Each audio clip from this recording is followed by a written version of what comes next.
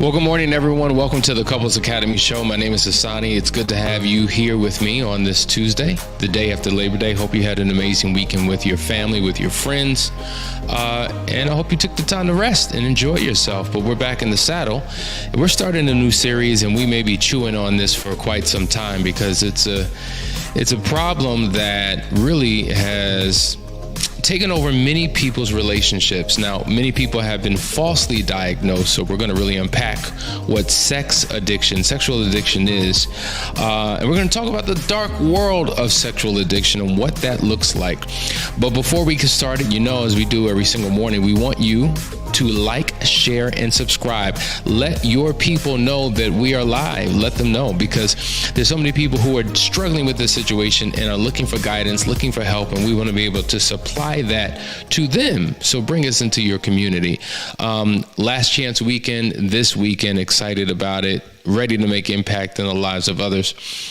Feel free to reach out to us if you're interested in that. And once again, as we've been mentioning, the Phoenix Awards Gala, listen, there's a countdown taking place. We have 33 days left. And if you haven't gotten your tickets, I'm telling you, get out of your head, get out of your excuses, stop coming up with reasons and rationalizations and justifications for why you can't do it. You do what you want to do, and you figure out a way to do it. And this is a place that you want to be at on October 7th. So no matter where you're coming from, California, Oregon, Washington State, Mississippi, Alabama, we can go down the list, but we want you in the building because it's going to be an incredible experience. All right. So make sure you do that. Listen, we're going to dive right into this conversation. As we've talked about before, infidelity rears its ugly head in a multitude of ways. And generally speaking, I have in times past talked about the 4 different types of an affair. One would be what we call the one-night stand. Then you would have emotional entanglement. Then you would have the open marriage or the marital void. But today what we're going to focus on, and for quite some time, is sexual compulsion. It is a certain type of an affair when someone has an addictive personality and they're driven and consumed and governed by a desire that they cannot control. A sexual desire. And it is a type of an affair. Okay. And I want to draw that distinction because a lot of times we may falsely diagnose someone as being a sex addict because they cheat multiple times, and their reason or motive or why for their multiple affairs may not be because of some type of compulsory type of behavior that they cannot control. It may stem from something else. So we want to zone in on the difference between these two for just a second. And I think it's important to really identify the difference. Like, for instance, many people who do cheat, either there was a void, an emotional void, an activity-based void, something that was lacking in the relationship. They weren't really connected. When faced with pressure within their own rationalization, they justified stepping out for whatever reason. It wasn't healthy. It harmed the relationship. They realized the error of their ways. They've come to a place where they're ready to heal and restore and rebuild what has been destroyed. That's a different type of thing, right? But when you're dealing with a compulsion, usually we say that when a person cheats, it's either because of something that's going on inside of them or something going on inside of the relationship, or a combination of the two. But when it comes to this type of thing, it is definitely something going on inside of the person. That one's desire to cheat or drive to cheat has nothing to do with their spouse. It's not about not getting enough sex. It's not about, how their spouse treats them. It's not about any of those things, because this is an issue most likely that they had prior to I do. They had this issue prior to Hi, My Name Is. It was something that they carried within them for quite some time. And if we look throughout the annals of time and really look at their personal history, we will see evidence of this. And so I think this is important because oftentimes there's a blame game, a blame shifting that takes place where the betrayed spouse oftentimes, and you can hear it in their line of questioning, they begin to blame themselves for their spouse's affair. Was I not pretty enough? Was I not handsome enough? Was I not tall or short enough? Did I not have the right body for you? Did I not supply you with enough sex? Did you not enjoy the type of sex we had? Did I didn't cook? I didn't clean? Like all these different things. What was I not doing? How did I not show up? And so what happens is they take on the burden of their spouse's behavior, not realizing that it has absolutely nothing to do with them and entirely everything to do with this insatiable desire, this thirst, this longing, this craving, right? This appetite that cannot be satisfied within the person, the addict, right? The addiction. And so many people don't like that word. It's a loaded term. It's a term that we run from, right? Because it has a negative stain and stigma attached to it. And so who wants to admit that they are an addict? There's plausible deniability, some would say. I'm not an addict. Well, we want to define what it is. So number one, if there is a behavior that you're engaging in that you cannot control, you cannot manage, that is a sign that there is a habitual behavior that's governing your life. See, we can hold on to the word habit because it doesn't have the same residue as addict. But an addiction is a habit-forming behavior that you have no control over. And so if we look at it from that perspective, we'll notice how, wow, maybe there are some things I am addicted to. Like you can be addicted to food. We understand that food addiction is real, and we see the evidence of it in people. You can be addicted to drugs. That's real. We see the evidence of that in people. An alcoholic addiction, right?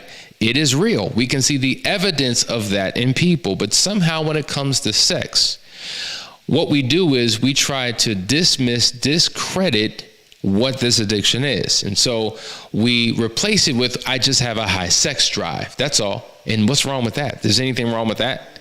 Well, having a high sex drive is completely different than having an addiction.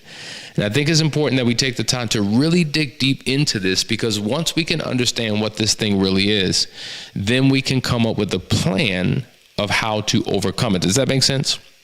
Think about it like this. An addiction, let's just simplify it. I just took some notes here I want to share with you. If it is causing a negative or unwelcoming problems in your life, and yet you return to the behavior anyway, it is a sign that it is addiction. For instance, many people who are addicts or have an addiction, it impacts their personal life in a multitude of ways. So not only am I physically harmed by the alcohol, by the drug, by the food, right? By the sex. There are other consequences. Sometimes there are legal consequences. My legal status is impacted by my dark behavior. And so because I engaged in this, now maybe I got arrested, or maybe now there's a warrant out, or maybe now I'm a sex offender because of my behaviors and what it's caused me to do, right? There are legal consequences for my behaviors. Maybe there's a consequence to the relationship, because of course it's a breach and violation of trust, right? It creates a complete separation. Usually when someone has some type of sexual addiction, they live life in isolation. They operate in secrecy. They are stealth. They are clandestine, right? They live in silos. They compartmentalize. And what happens is it creates an emotional disconnect between the couple. So there are consequences on the relationship. Then it could even impact your career. We know many people who have either lost their careers, right? They were fired from their jobs, or a lot of their private secret deeds came out and they were revealed on the job. A lot of times when you are driven by an addiction, you spend so much time in that addiction that it can literally sabotage the time that needs to be spent in other places. So I find myself always taking longer lunch breaks than I should. I find myself calling in sick for the day because I'm driven by a passion and it has to be fulfilled, and it prioritizes work, right? So therefore, it impacts my career. And if it impacts my career, it impacts my finances because now I'm making less. I mean, think about a person who's addicted to gambling. They're constantly like, they just can't, and they lose all types of money, right? Well, whether it's a sex addiction, drug addiction, alcoholic addiction, food addiction, my monies are going to a particular thing to feed this behavior. In terms of sex addiction, it may be pornography, getting magazines, watching certain movies, paying for sex, whatever it may be. So a lot of that income that should have been used for the household is now going out and impacting that family in such a negative way. It can impact your health, right? We get that. Sickness, disease, all types of conditions that you're now suffering from because of this type of behavior. So sexual behavior, when your time and your energy, and your focus is consumed with the thing where it should properly be displaced into other areas, it is a sign that you are an addict, okay? When a person typically says, this is the last time, this is my last time. I don't care if it's eating a pack of cookies. Some of you know what I'm talking about. You hear, right? This is my last pack, right? Or it's my last cigarette, my last cigar, my last drink. Listen, last time I'm going to pay for this sex, right? Whatever it is.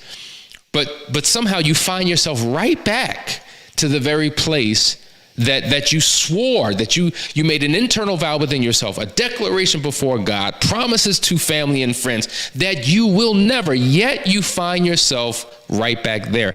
It is a sign that you have an addiction. And so when you have this type of an addiction, it can tremendously impact your marriage in a tremendous way. Listen, guys, we're just getting started, okay? So I want you to hang tight. We're going to go to a quick commercial break. I want you to see a quick commercial about the GALA coming up and the Last Chance Weekend and a few other things. And I promise we're going to go deeper. So stay right there. Be right back.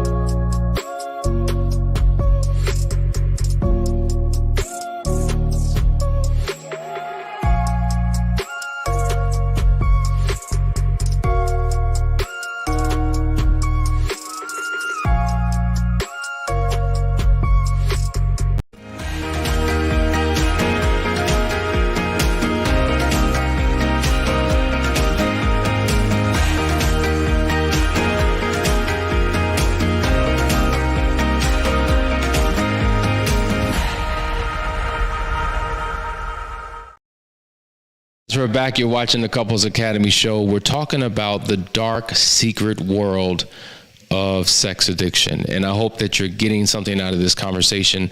I came across a very powerful image that I want to share with you. Hold on, let me put this on the screen. Here we go. Hypersexuality, okay? So if we take a look at this, there are types of activities that are associated with hypersexuality or sex addiction. To the left, masturbation, right? Pornography, cyber sex, phone sex, strip clubs, cheating on a partner. We go to the right side.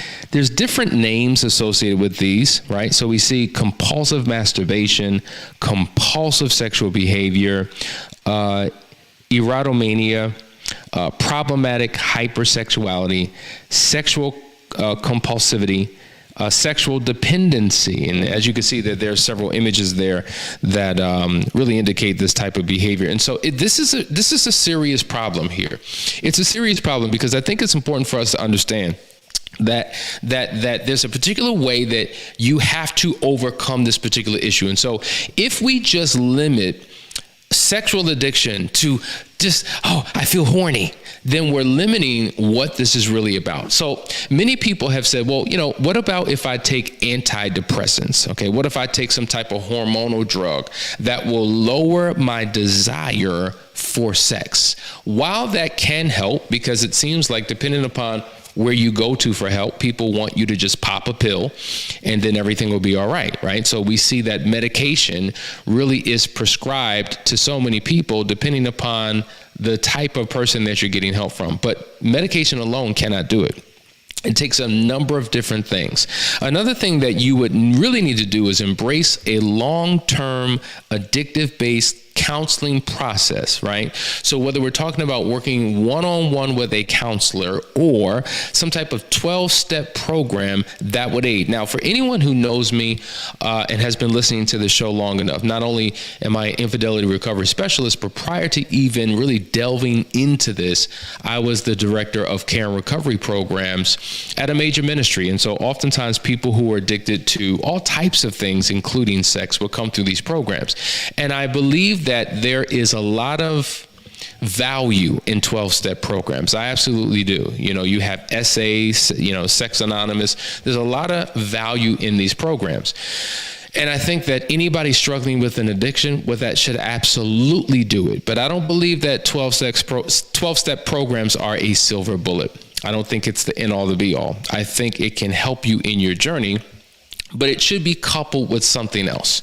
And so while there is this awakening, right, this understanding of this particular struggle, I think that for many, not all, for many 12-step programs, it gets you to embrace the idea of, I am an addict. Okay, so think about a person who has been an alcoholic for quite some time, and they've been clean for 346 days. Part of their daily confession is to say, well, I'm still an addict. I'm just 346 days clean. And I get where it comes from, but I think it's counterproductive long term because you begin to take on an identity that's attached to a behavior.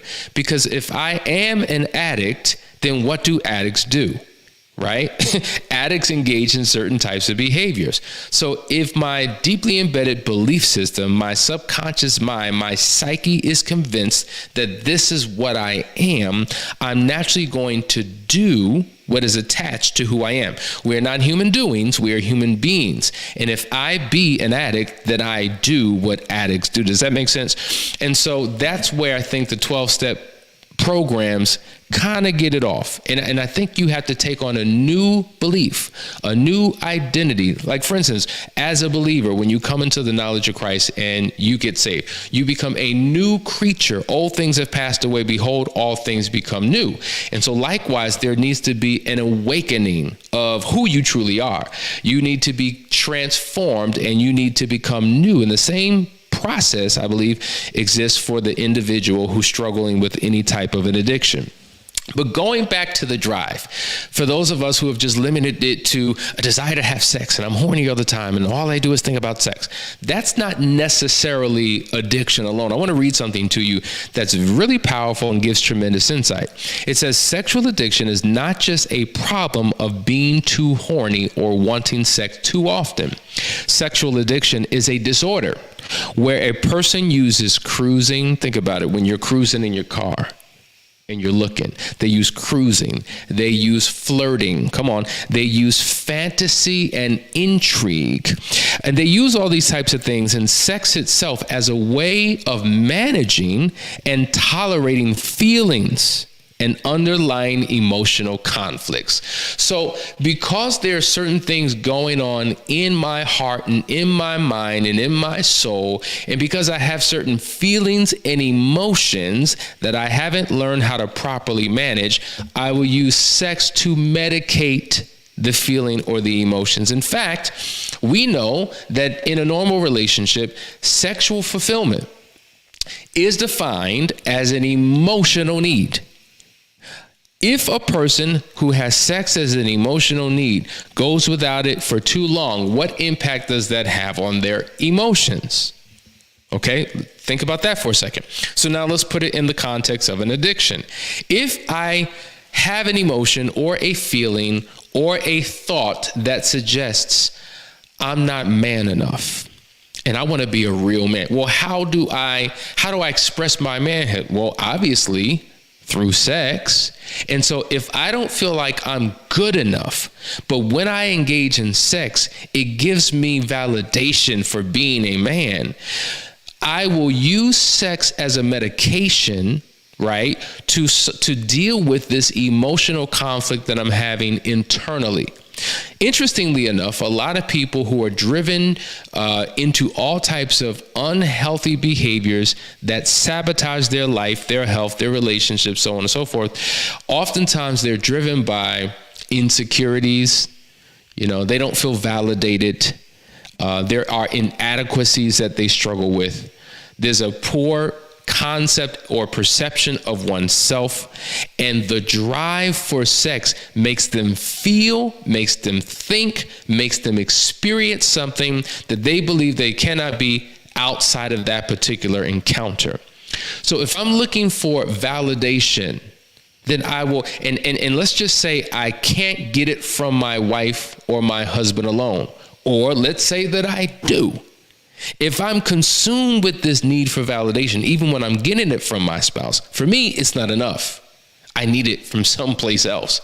And I will go in any direction and connect with anyone or anything in order to feel what I struggle to feel outside of the experience. So the experience in itself, the act in itself, taps into an emotional vacancy, if you will, that for a temporary period of time is now full and filled. And then when the act is over and I release, I sink back down to that low place. Think about drugs. When we get high and then all of a sudden we crash back down and feel low again. And so we're chasing a feeling. We've said this before. An addiction is simply an individual chasing a feeling, and connecting with something externally makes me feel a particular way internally. Now, that is nothing that a spouse can solve. A spouse can't look good enough. A spouse can't serve enough. A spouse can't accommodate enough. A spouse can't have sex enough. A spouse can't do anything enough to deal with the void that exists within that person. So when people say things like, babe, it wasn't you, it was me. Like back in the day when we were here that, oh, it wasn't you, it was me. We would be like, that's a cop out. Like, you're just trying to let me down easy. You're just trying to make me feel good. But literally that is the case. It is not you. It is me. And so I've got to get help. And so I think that more sex will solve my problem. If I just have more sex, I won't feel this way. But what you're doing is you're taking an external thing, trying to heal an internal issue that cannot be healed. And so you need other things. And so this is why the counseling process is so critically important. So many people, when you really study addicts, there's low self-worth, there's low self-value, there's low self-esteem. There's so many things that they're struggling from that drive them to do the things that they do. Man, we're just getting started here. Just getting started. Listen, we're going to go do a quick commercial break. Be right back before we close this show. Stay tuned. Welcome to the Couples Academy app. The Couples Academy app is your go-to hub for how to do marriage right. Get started with our app today by perusing our amazing features that conveniently allow you to connect. This app is packed with powerful content and resources to help you grow and stay connected. With this app, you can watch our messages, find marriage resources, watch, listen, and read the real-life stories of restored couples, sign up for events, read articles and blog posts, stay up to date with push notifications, share your favorite messages via Instagram, Facebook, Twitter, or email, and download messages for offline listening. For more information about the Couples Academy app, go to couplesacademy.org. Hey everybody, Hassani and Danielle here. I'm so excited. Look at us. Look at where we at. We are at the Hilton Alpharetta, looking at this room before the incredible transformation that's about to take place on October 7th. Walls draped, stage up, lights, camera, action. And we want y'all to be there. Are you going to be here? Come on, get your tickets. It's October 7th. You don't want to miss this event. It is the Phoenix Awards Gala. It is our first inaugural, and we're just getting started. But we starting hot. Oh yeah, we jumping out this gate like never before. We believe either you go hard or you go home. We're not gonna be home. We're gonna go be hard or go home. Where you need to be. Come on, so let's get it. We want to see you on October 7th. Go to get your tickets at couplesacademy.org. We'll see you there.